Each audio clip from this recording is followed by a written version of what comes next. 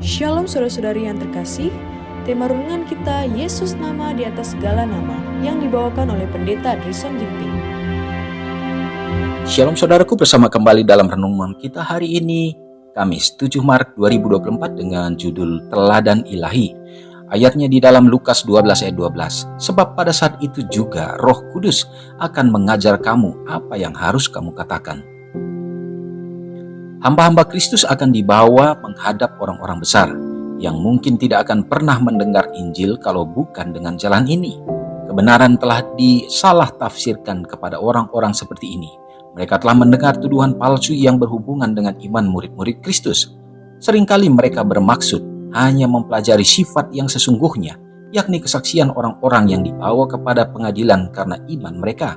Di dalam pemeriksaan itu, mereka diharuskan menjawab. Lalu, hakim-hakim mereka mendengarkan kesaksian itu. Rahmat Allah akan diberikan kepada hamba-hambanya untuk menghadapi keadaan darurat semacam ini. Itu akan dikaruniakan kepadamu, kata Yesus pada saat itu juga. Karena bukan kamu yang berkata-kata, melainkan Roh Bapamu, Dia yang akan berkata-kata di dalam kamu. Jika Roh Allah menerangi pikiran hamba-hambanya, maka kebenaran itu akan dikemukakan di dalam kuasa ilahi dan keindahannya. Orang-orang yang menolak kebenaran akan berdiri, menuduh, dan menindas murid-murid itu. Tetapi di bawah kerugian dan penderitaan, bahkan sampai kepada kematian pun, anak-anak Allah harus menunjukkan kelemah lembutan, teladan ilahi. Dengan demikian, akan jelas perbedaan antara agen-agen setan dan wakil-wakil Kristus. Juru selamat akan diagungkan di hadapan para penguasa dan orang banyak. Murid-murid itu tidak diwarisi keberanian dan ketetapan hati orang syahid sehingga tiba saat rahmat yang demikian diperlukan. Kemudian janji juru selamat itu digenapi. Waktu Petrus dan Yohanes bersaksi di hadapan majelis Sanhedrin, orang banyak heranlah mereka dan mereka mengenal keduanya sebagai pengikut Kristus. Di dalam Kisah Para Rasul 4 ayat 13. Tentang Stefanus ditulis bahwa semua orang yang duduk dalam sidang mahkamah agama itu menatap Stefanus, lalu mereka melihat muka Stefanus seperti muka seorang malaikat. Orang banyak tidak sanggup melawan hikmatnya dan roh yang mendorong dia berbicara. Kisah Para Rasul 6 ayat 15 dan 10. Hamba-hamba Kristus tidak mempunyai persiapan pidato yang akan diucapkan waktu dibawa ke pengadilan.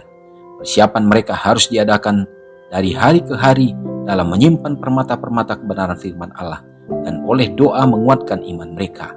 Apabila mereka dihadapkan ke pengadilan, Roh Kudus akan mengingatkan mereka kepada kebenaran yang sangat diperlukan itu. Renungkan lebih dalam. Pemikiran untuk tidak siap menghadapi pencobaan membuat sebagian besar orang ketakutan. Bagaimanakah mempercayai Allah dalam hal-hal kecil mempersiapkan saya untuk mempercayai Dia dalam momen-momen besar pada kehidupan ini.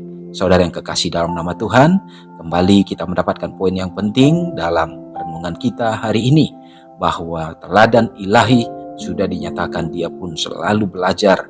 Dia membaca firman Allah. Dia membaca dari firman yang dinyatakan lewat nabi-nabi. Dan dia memiliki hubungan dengan Bapa yang di surga. Dia senantiasa dituntun oleh Roh Kristus.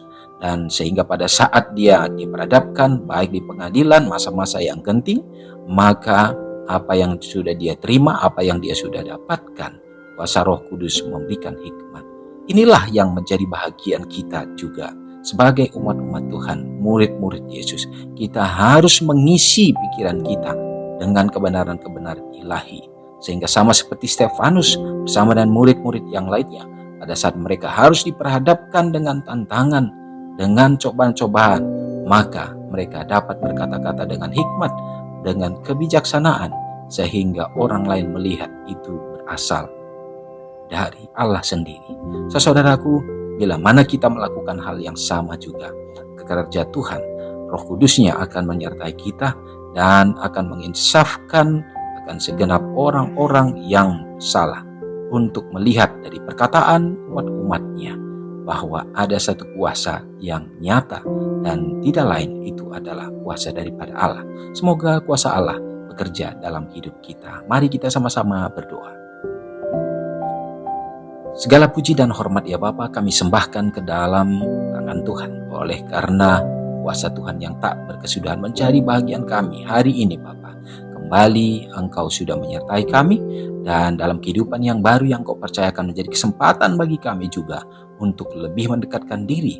Sekaligus juga ya Tuhan, kami dapat melayani Tuhan di dalam kehidupan kami. Gunakanlah kami dan pakailah kami Bapa menjadi alat-alat terang bagi-Mu. Ya Tuhan, demikian juga biarlah kiranya umat-umat Tuhan dimanapun berada, baik di pedesaan, di perkotaan, dimanapun kami berada, kami berharap ya Bapa, damai sejahtera Tuhan menjadi bahagian kami. Dan di saat penantian kami terhadap kedatangan Tuhan ya Bapa, biarlah kami juga akan dapat membawa jiwa-jiwa kehadiran Tuhan. Dan berkat-Mu menjadi umat-umat-Mu Tuhan ya Bapa, dalam segala keperluan, dalam kebutuhan dan kehidupan. Dan kehadiran Tuhan dalam kehidupan rumah tangga untuk membawa kedamaian, sukacita ya Bapa. Dan kami berharap juga Tuhan, biarlah kiranya Engkau memberkati bagi bangsa dan negara kami yang berada di tengah-tengah demokrasi sekarang ini Tuhan. Kami berharap melalui turut campur Tuhan akan tercipta kedamaian, sehingga ya Tuhan kami sebagai umat-umat Tuhan berbahagia, memiliki kesempatan untuk dapat memuji muliakan Tuhan, kebebasan untuk menyebarluaskan Injil keselamatan ini. Berdoa bagi anak-anak yatim, janda-janda yang membutuhkan, dan umat-umat Tuhan yang berada dalam kesulitan dalam berbagai bidang ya Bapa. Tuhan, Engkau yang akan menjadi jalan keluar bagi mereka dan memberikan berkat-berkat Tuhan sesuai dengan harapan mereka ya Bapa, yang membuat mereka juga akan semakin setia dalam Tuhan saja. Ya Tuhan, umat-umat-Mu yang berulang tahun pada hari ini, karuniakanlah kesehatan dan panjang umur, serta iman mereka juga diteguhkan. Terpujilah Engkau Bapa. Hamba-Mu yakin dan percaya bahwa yang terbaik Tuhan akan berikan dalam hidup kami menjalani hari ini. Ampuni kami Tuhan, dalam nama Yesus kami berdoa. Amin. Selamat pagi, selamat beraktivitas, Tuhan Yesus memberkati. Ingatlah Matius 5 ayat 13-16. Biarlah kamu menjadi garam yang mengasinkan dan terang yang menyinari kehidupan orang lain. Jangan lupa subscribe, like, dan share ke seluruh dunia.